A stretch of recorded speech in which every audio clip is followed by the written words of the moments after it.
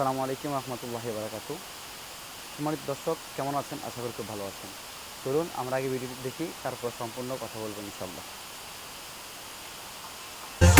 দিন গেলে আর দিন পাইবা না প্যারে মুসলমান,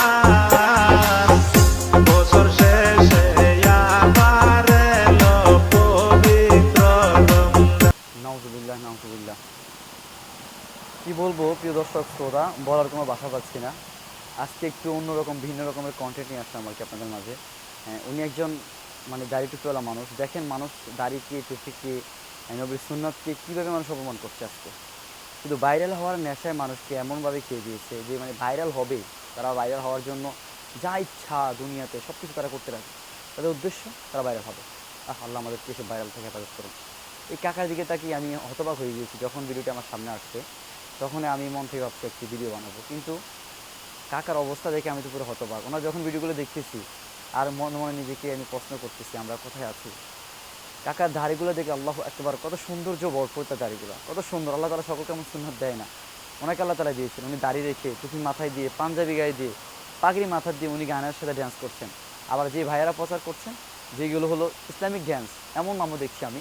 আল্লাহ তালা ওনাদেরকে হেফাজত করুন। দেখেন আজকে ভাইরাল হওয়ার নেশা মানুষকে এমনভাবে ধ্বংস করছে যে মানুষগুলো তাদের অস্তিত্ব হারিয়ে ফেলছে। একজন মুসলমান, তার মুসলমানই তো সে হারিয়ে ফেলছে। যে মুসলমান এটা সে ভুলেই গেছে। কেমন মুসলমান ভাই আমি বুঝছি না। মুসলমান হয়ে দাড়ি টুপি মাথায় দিয়ে সে আবার এরকম কন্টেন্ট বানাচ্ছে। আবার কি বলে উনি বিভিন্ন গান এড করছে, আবার মাঝে মধ্যে কি গজলও লাগায়। উনি দিশেহারা হয়ে গেছে।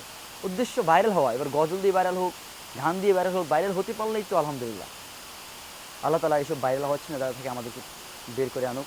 আজকে একজনের কারণে এই সুন্নাতের বদনাম হচ্ছে, ওই লোকের কারণে দাড়ির বদনাম হচ্ছে। অনেকে দেখলাম কমেন্ট বক্সে বলতেছে যে চাচা মনে হয় রমজানে শয়তান বের হয়ে আসছে, মনে হয় জুমার দিনে শয়তান বের হয়ে আসছে।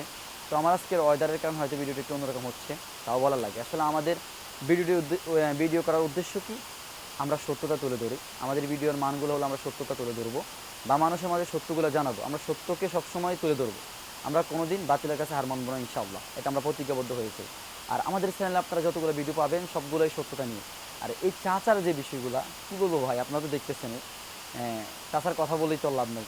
চাচা কী ড্যান্স করতেছে আপনারা দেখতেছেন। উনি কীভাবে পারলো ভাই এটা করতে? বাবার বয়সে একজন মানুষ, বলতেও খুব লজ্জা পাচ্ছি, তাও বলতে হয়।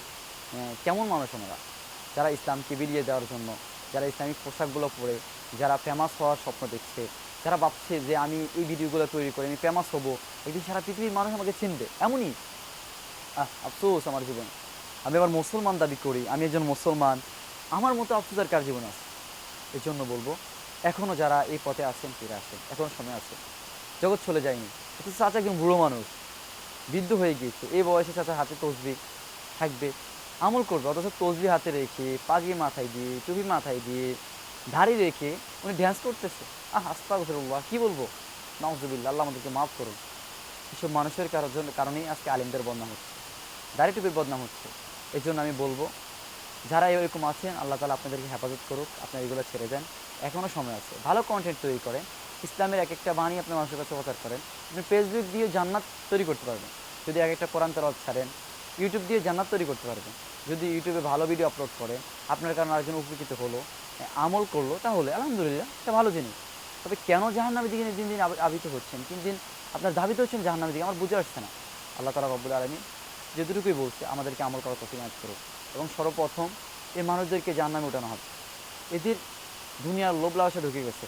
এই জন্যই এই কথাই একটা কথাই বলতে চাচ্ছি, যারা এমন কন্টেন্ট বানাচ্ছেন আল্লাহর ওয়াস্তে এদিক থেকে ফিরে আসেন। বাবারা বারবার আপনাদেরকে বলছি, মুরব্বী দাদারা যারা আছেন এবং যারা যুবকরা আছেন, আপনারা ইসলামের জন্য কিছু করার চেষ্টা করেন।